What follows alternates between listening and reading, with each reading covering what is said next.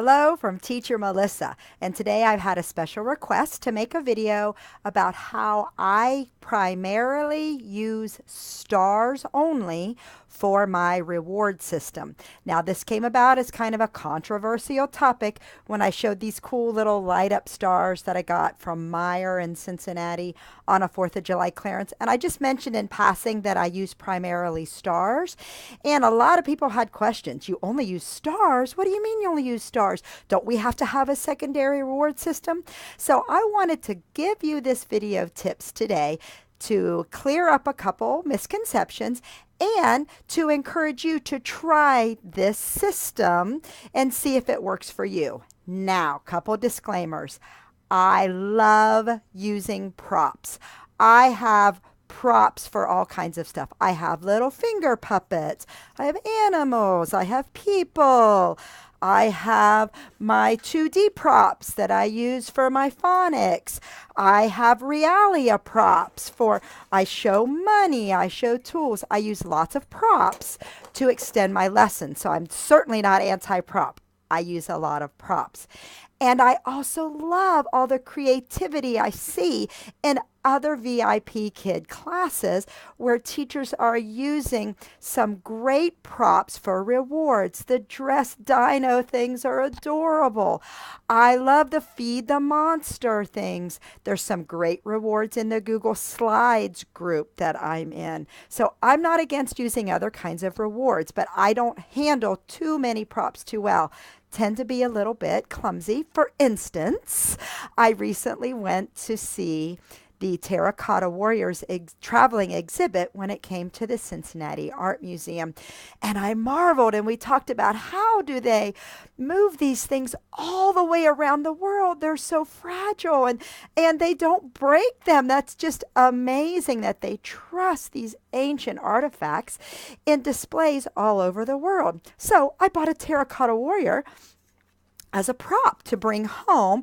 In the upper level classes, we teach the students English words for things in their own country, Tiananmen Square, things like that, and we have the Terracotta Warriors. So I bought this as a prop to bring home, wrapped it up carefully, got it home, unwrapped it, and I had broken his head off in the transport and had to super glue it back on. So can be a bit of a klutz. So I use stars for my primary reward. Now, forgive me as I glance back and forth. I've got some notes slightly off camera here because I want to make sure I make this very clear to everyone how I do this so you can see if it works for you. The very first thing I do is I make sure I am giving specific praise to that student when I am giving a star. I say, good job, great job all the time. But when I'm giving a star, it is for a specific reason. You did a great job speaking in a full sentence. You get a star. You did, oh, great job with the TH sound. You get a star. I'm very specific in my praise so they know what they're getting a star for. I am not just slapping stars on the board behind me. You get a star. You get a star every 5 minutes. I try to time it, but I'm very specific in what they're getting a star for. Now, I also do it different for the different levels, and I keep the level language appropriate to the student. Now, for trials, this is what they get. They get a great big shiny star. When you listen and speak, you get a star. And I slap it up on my board. Okay? So for lower levels, pre-trial, level 2, as I'm giving the star with specific praise, I'll pause now and then and extend the lesson with a specific level appropriate wording. You get a star. What color is this star? They're going to say red. Yes, this is a red star.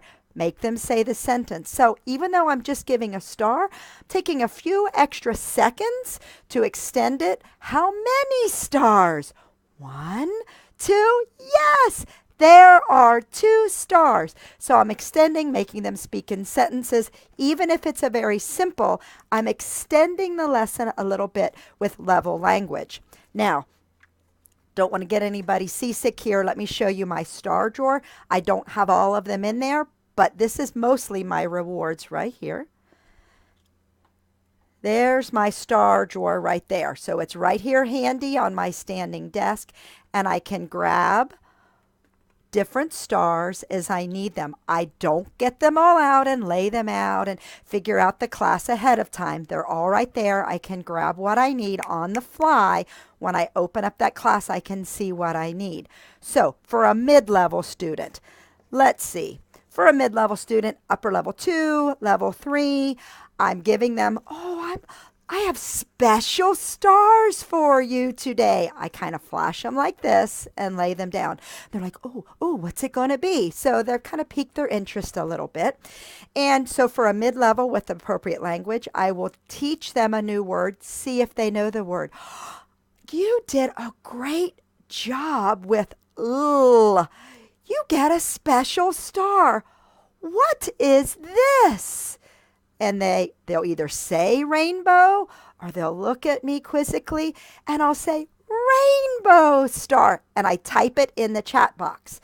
I've given them a new word. I'm jotting it down on my little notebook that I keep near my desk. And I can say in the parent feedback, we extended the lesson with special stars. Coco learned these words. Rainbow. Mermaid, and it's cute little words that they can learn. Now, for an upper level 3, 4, 5, if I'm giving them a star, I might give them a choice. So I might say, do you want a pizza star or a hamburger star? Now, 4s and 5s, I'm going to extend that vocabulary even more. They learn the words prefer. They learn the word choose, pick one, choose one. Which do you prefer? Would you rather? So they're learning that incidental language, that extra language of choosing. Upper levels, I might even say, would you recommend that your mom get pizza or hamburger or vegetables or donuts? Or I will also put them in with that lesson extension. So that's the next tip. Use your stars for your lesson extension. If we are talking about going to the supermarket, here's what you buy at the supermarket. If we are talking about the neighborhood lesson, that has a neighborhood in it and it has restaurants. It also has, let's see, you go to the zoo. So what animals do you see at the zoo? You can see a snake at the zoo. Great job. Give them a specific praise. What animal is this? Yes, a zebra. Is a zebra a mammal or a bird? Does a zebra have feathers or fur? So I use my stars for extension, little mini extension questions also. And I'll even do, this was great. I had a tiger star.